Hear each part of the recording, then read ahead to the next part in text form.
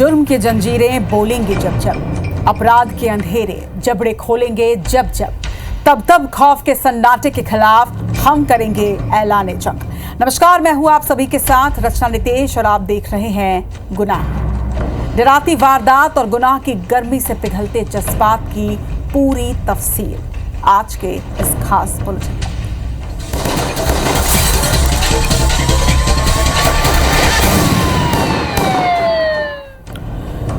2 दिन पहले गुनाह में हमने आपको एक दुल्हन पर हुए हमले की खबर दिखाई। आज उसका एक अपडेट सामने आया है।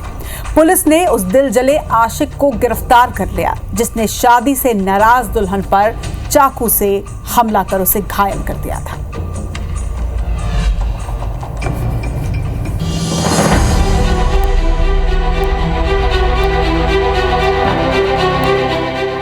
इश्क में बेवफाई, उठाया हथियार, दुल्हन पर वार कर हुआ फरार।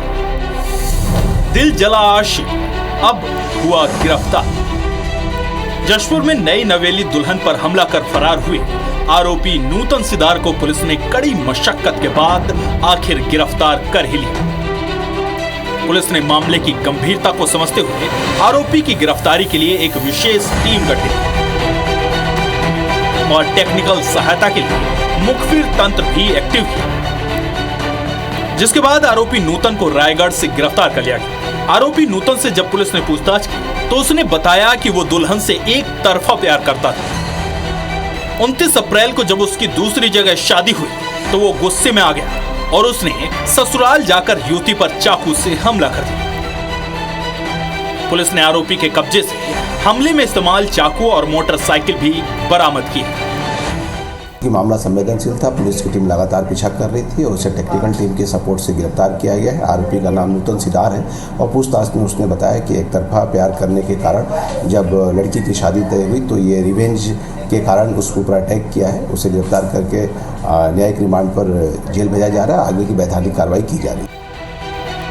पुलिस ने आरोपी पर कई धाराओं में केस दर्ज कर न्यायिक रिमांड पर जेल भेज दिया है। लेकिन यह घटना बेहद डराने वाली है, क्योंकि शादी समारोह के वक्त जब घर में मेहमानों और परिवार के लोगों का जमावड़ा होता है, उस वक्त घर में घुसकर किसी पर हमला करना बेहद संगीन मामला है। जितेंद्र सोनी, IVS24 जशपुर।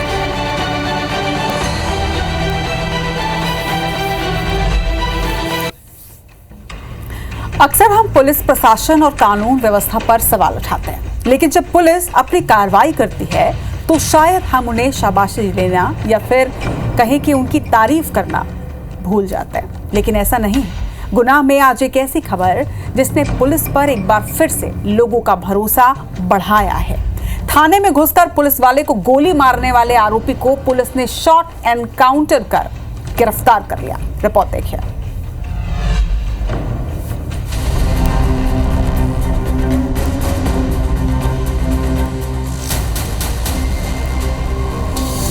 थाने में घुसकर जिसने चलाई गोली, मुंशी पर किया जानलेवा हमला, उस आरोपी अच्छू का शॉट एनकाउंटर।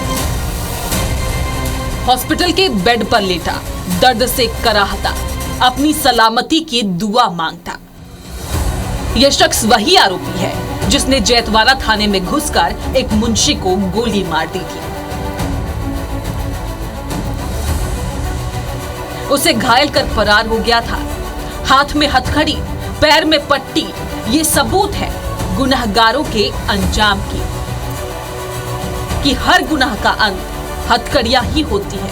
और ये घटना जवाब है उन अपराधियों के लिए जो खुद को बड़ा गुंडा बताते हैं। तो सभी कान खोलकर सुन ले कि पुलिस वाले से बड़ा गुंडा कोई नहीं होता। कानून अगर अपनी पर आ जाए तो क्रिमिनल्स की गिरबान लंबे हाथों से दूर नहीं है। कलवट के नीचे या पेड़ के नीचे या फिर नदी के किनारे कहीं पर भी ऐसे एकांत स्थान पर सो जाता था और वहीं पर ही अपना जो फरारी का टाइम था वो काट रहा था। इसी की वजह से हमारी टीमें उस पूरे क्षेत्र पर चारों तरफ से घेराबंदी करके लगातार लगी हुई थी और हमारे पुलिस बल के अदम्य साहस और मनोबल की वजह से ही कल दिनांक को इसको जो है पकड़ा गया है। गिरफ्तारी के लिए पुलिस ने 10 अलग अलग टीमों को सर्चिंग में लगाया था। बीती रात लगभग 2:30 बजे टिकुरी ओकाना मार्ग पर ईंट भट्टे के पास उसकी मौजूदगी की सूचना पर पुलिस ने इलाके की घेराबंदी की। जैसे ही पुलिस दल आगे बढ़ा, अच्छू ने एसएचओ कोटर दिलीप मिश्रा पर फायर कर दिया। गनीमत रही कि मिश्रा ने बुलेट प्रूफ जैकेट पहन रखी थी, जिससे उसकी जान बच गई। जवाबी कार्रवाई में पुलिस ने फायरिंग की, जिसमें आरोपी घायल हो गया। घायल अवस्था में पुलिस ने आरोपी को जिला अस्पताल पहुंचाया। पुलिस अधीक्षक आशुतोष गुप्ता रात में ही अस्पताल पहुंचे और पूरे घटनाक्रम की जानकारी दी। हमारी पुलिस टीमों के द्वारा उसकी घेराबंदी की गई। घेराबंदी करते ही उसके द्वारा बिना किसी उसके हमारी पुलिस टीम पर जो है फायर कर दिया गया। अपने सेल्फ डिफेंस में हमारी पुलिस टीम के द्वारा भी फायर किया गया, जो कि उसके पैर में लगी, जिससे कि वह घायल हो गया। को जो है हमारे जिला अस्पताल में हमारी पुलिस टीम के द्वारा भर्ती कराया गया है, जहां पर कि उसका इलाज चल रहा है। पुलिस के मुताबिक अच्छू गौतम एक सिरफिरा और संकी अपराधी है, जिसे दहशत फैलाने की सनक थी। पूर्व में भी वो बदखर स्थित एक पेट्रोल पंप में सैकड़ों लीटर पेट्रोल फैलाकर सिगरेट पीता पाया गया। वो नशे का आदी है और अपने घर को भी आग लगा चुका है, जिससे डर कर उसकी दादी घर छोड़ चुकी है। पुलिस के लिए अच्छू को पकड़ना किसी चुनौती से कम नहीं था, क्योंकि वो न सिर्फ बेखौफ था, बल्कि निर्दोष लोगों के बीच छिपा बैठा था। लेकिन पुलिस ने बेहतर रणनीति के तहत इस गिरफ्तारी को अंजाम दिया। फिलहाल पुलिस आरोपी के आपराधिक इतिहास और हथियारों की आपूर्ति के स्रोत की जांच कर रही है। मृदुल पांडेय, IBC 24, सतना।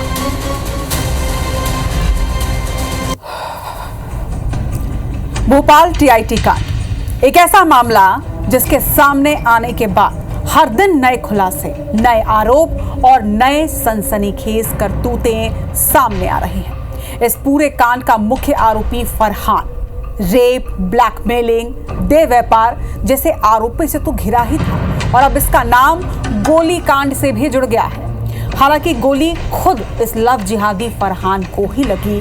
कैसे, इस रिपोर्ट में आपको दिखाते हैं।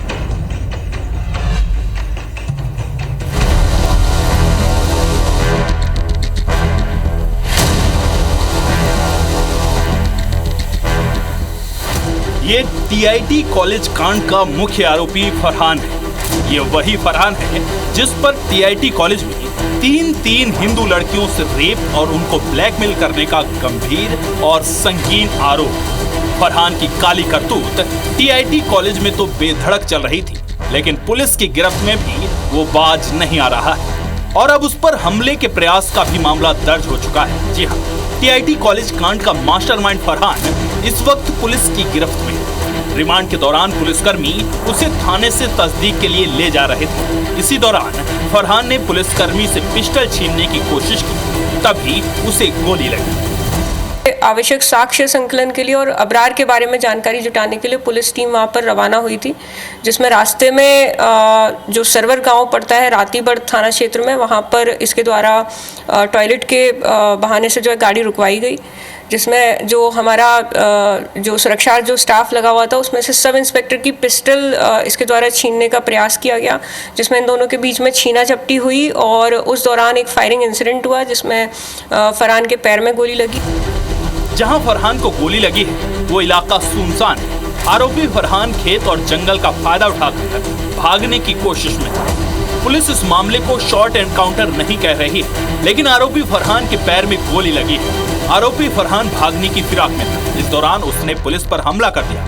लव जिहाद के मुख्य आरोपी फरहान का जहां एनकाउंटर हुआ है, वहां IBC 24 की टीम भी पहुंची।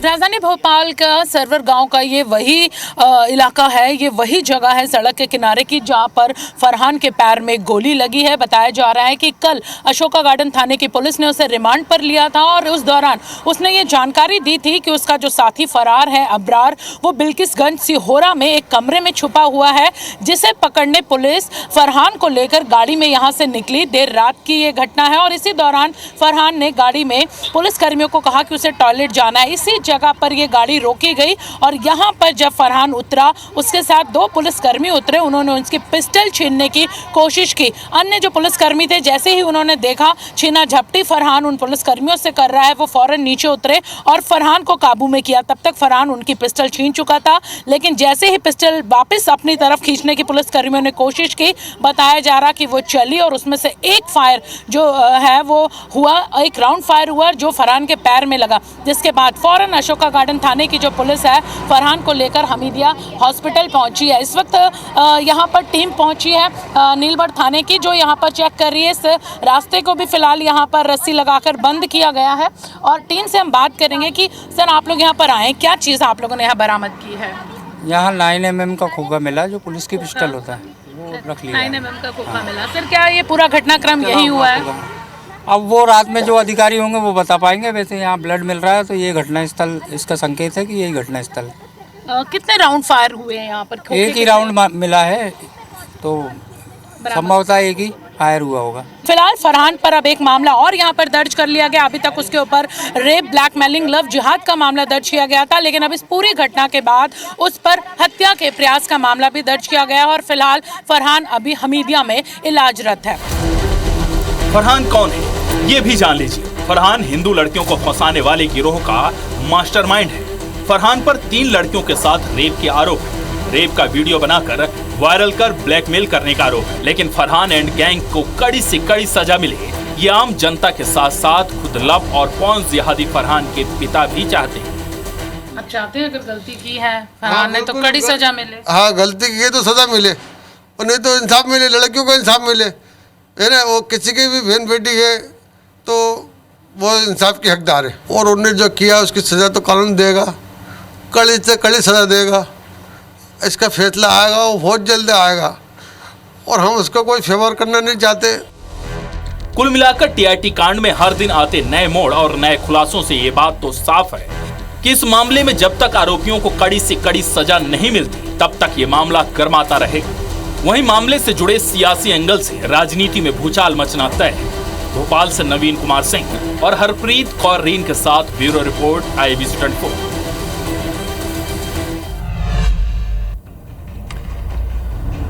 मध्य प्रदेश में लव जिहाद के मामले बढ़ते ही जा रहे हैं। एक ताजा मामला रायसेन जिले से सामने आया, जहां एक महिला सब इंस्पेक्टर ही लव जिहाद की शिकार हो गई। पीड़िता के अनुसार उसे शादी के 2 साल बाद ये मालूम चला कि आरोपी हिंदू नहीं मुस्लिम है। दरअसल ये पूरा मामला मंडीदीप थाना क्षेत्र का है। पुलिस ने आरोपी इश्तियाक अहमद को गिरफ्तार किया है। पीड़ित महिला एसआई के अनुसार कुछ साल पहले आरोपी इश्तियाक अहमद ने अमन बनकर उससे शादी की। जब पीड़िता को मालूम चला कि वो इश्तियाक अहमद है तो पीड़िता ने थाने में एफआईआर दर्ज करवाई। महिला एसआई रायसेन जिले में पदस्थ हैं।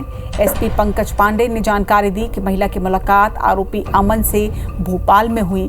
वो जहांगीराबाद में कैफे चलाता था। उस वक्त पीड़िता आरक्षक थी। दोनों ने शादी की और बाद में महिला एसआई बनी। 2020 में घर पर पति के नाम से जब एक लेटर आया तब ये पता चला कि वो अमन नहीं इश्तियाक अहमद है। शादी और बच्चा होने से आरोपी के साथ रहने के लिए एसआई मजबूर थी, लेकिन जब आरोपी मारपीट करने लगा तो वो अलग रहने लगी। अलग होने के बाद फरवरी 2025 में आरोपी रायसेन जिले में पीड़िता के घर पहुंचा, मारपीट की, जिसके बाद पीड़िता ने थाने में आखिरकार केस दर्ज करवाया। अभी 2025 में जब उसने परेशान किया तो उन्होंने एक रिपोर्ट लिखाई जिसमें इन बातों का भी जिक्र किया है कि पहले गलत नाम बता करके इसने शादी की थी। इस पर से एफआईआर की गई है और जो आरोपी है उसको कल गिरफ्तार कर लिया गया है। जो भी जानकारी में आते हैं उसमें वैधानिक कार्रवाई पुलिस के द्वारा की जाती है। इधर राजधानी रायपुर में एक बार फिर से चाकूबाजी की घटना हुई और इस बार चिकन सेंटर के एक संचालक इश्तियाक खान नाम के शख्स पर चाकू से हमला हुआ है। आरोपी मुनाफ मेहमन ने अपने 6 से ज्यादा साथियों के साथ मिलकर इश्तियाक खान की जमकर पहले पिटाई की और फिर चाकू से उस पर हमला भी किया। कुछ दिन पहले ही घर के पास नशा करने से मना करने पर पीड़ित और आरोपियों के बीच विवाद हुआ था, जिसके बाद बदमाशों ने पीड़ित का रास्ता रोककर उसकी जमकर पिटाई की। पिटाई की वारदात सीसीटीवी में भी कैद हुई, जो कि सोशल मीडिया पर अब वायरल हो रही है। इधर बदमाशों की तस्वीर सामने आने के बाद भी पुलिस आरोपियों को अब तक नहीं पकड़ पाई। घटना के बाद से ही आरोपी मुनाफ, अमान अख्तर, रेहान, तालिब फैजल और उसके साथी फरार हैं। पुलिस का दावा है कि जल्द ही आरोपियों को गिरफ्त में लिया जाएगा।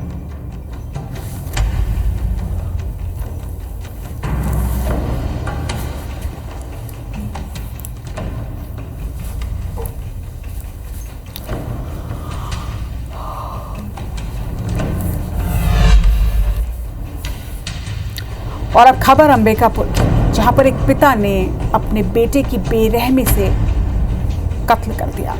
और सिर्फ कत्ल नहीं किया, बल्कि इस कत्ल पर पर्दा डालने के लिए, इसे छिपाने के लिए एक पूरी कहानी भी गढ़ी। आखिर ऐसा क्या हुआ कि एक पिता को अपने बेटे का कत्ल करना पड़ा? चलिए आपको बता दें। दरअसल बखरीपारा गांव में रहने वाले राजेंद्र पैकरा अपने बेटे शिवशंकर से परेशान थे। बेटा हर दिन शराब पीकर आता और घर वालों से लड़ाई झगड़ा करता। रोज रोज की किचकिच से तंग आकर पिता बार बार उसे समझाते रहे, लेकिन बावजूद इसके जब वो नहीं माना तो राजेंद्र ने गमछे से गला दबाकर अपने बेटे को मौत की नींद सुला दिया। इस कत्ल के गुनाह को छुपाने के लिए राजेंद्र के साथ पूरा परिवार अनजान बन गया। घटना 25 अप्रैल को घटी। पुलिस को सूचना मिली कि शिवशंकर पैकरा की संदिग्ध अवस्था में मौत हुई है। पुलिस ने जब मौके पर पहुंचकर जांच शुरू की तो आरोपी तक पहुंचने में 1 हफ्ते से ज्यादा का समय जरूर लगा, मगर आखिरकार पुलिस ने आरोपी पिता को हिरासत में ले ही लिया और जब पूछताछ की गई तो उसने अपना सारा जुर्म कबूल कर लिया। पुलिस की बारीकी से जांच पर ऐसा पता चला कि उसके पिता ने ही उसके लड़के को गला दबाकर हत्या कर दिया था। आरोपी के खिलाफ अपराध घटित करना पाए जाने पर आरोपी राजेंद्र पैकरा, उसका पिता जो है, उसे मामले में आवश्यक विवेचना कार्रवाई पूरा कर रिमांड में जेल भेजा गया है। अंबिकापुर के बतौली इलाके में एक मामूली विवाद को लेकर एक युवक की बेरहमी से हत्या की गई। बतौली थाना क्षेत्र के ग्राम लैगू में रहने वाले निंदू कुजूर का उसके ही गांव के रहने वाले राजेश से किसी बात को लेकर झगड़ा हुआ। झगड़ा इतना बढ़ा कि राजेश ने निंदू पर डंडे से हमला कर दिया और तब तक पीटा जब तक उसकी सांसें नहीं थम गई। पोस्टमार्टम रिपोर्ट में तो आंत फटने की वजह से मौत होने की बात सामने आई। जब पुलिस ने मृतक के परिजनों और गांव वालों से पूछताछ की तो ये मालूम चला कि इन दोनों के बीच झगड़ा हुआ था और इसी के बाद निंदू पर हमला किया गया, जिसमें उसकी मौत हुई है। फिलहाल मामला दर्ज कर आरोपी की गिरफ्तारी कर ली गई है। साथ ही मामले में आगे एक्शन लिया जा रहा है।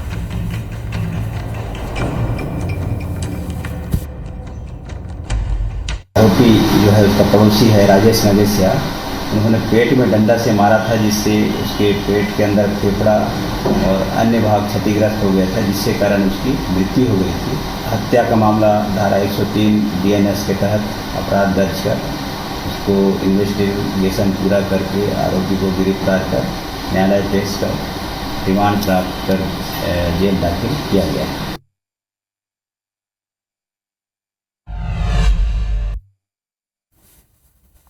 दमोह में मासूम से हैवानियत, पड़ोस में रहने वाले युवक ने किया दुष्कर्म, पुलिस ने आरोपी को किया गिरफ्तार। कांकेर के मरकाटोला में नाबालिग छात्रा की कुल्हाड़ी मारकर हत्या, घर में काम कर रहे अधीर पर शक, पुलिस जांच में जुटी। धार में अज्ञात ने नाबालिग की किला रेतकर की हत्या, पुलिस मामले की जांच में जुटी। सागर में बकरी बांधने को लेकर पड़ोसियों में विवाद, मारपीट में घायल बुजुर्ग की इलाज के दौरान मौत, पुलिस ने आरोपियों को अरेस्ट किया। गरियाबंद के खटरानी जंगल में सामूहिक दुष्कर्म के मामले में दोषियों को आजीवन कारावास की सजा, 2023 की घटना।